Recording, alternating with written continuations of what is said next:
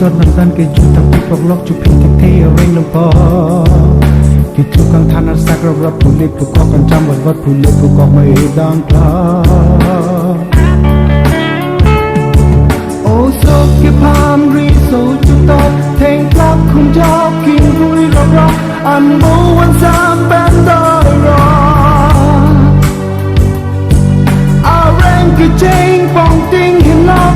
thì bờ bè nàng ri rập rập kia tiếp ke ba lô tung gật đó hari ki ke par me sar leng pla rasa ke tham ri sa jota rasa ke tham ri sa jota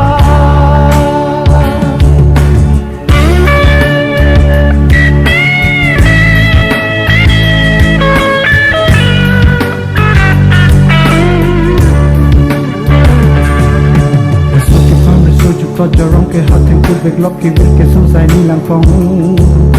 cứ vì cái lăng cắt đi cả đông phần long ổn định từ mà làm phong anh những cái tiền tôi bị tọt sắm ô số cái palm ri số cho tọt muôn thi cho trái coffee ya bọt rồi ya te hàng ngang y vàng ra cái cho lòng lẽ an ninh cái ơi đồ thật thích thế bên hà vội tôi hà vội tôi bên an vẹn vòng tòng dành với kia yang tu đình bong quá sợ cái phẩm ri sơ cho ta ở sợ cái phẩm ri sơ cho ta isi hini dah halang biket thom trio kabar hi pot rock mam omorok tok sinar kep jalong plan se sil kep tung se cho de dan ningang tin bayarong se ke chuki jo na ibang se bai ke thek mang hu me se birik mani lin cho de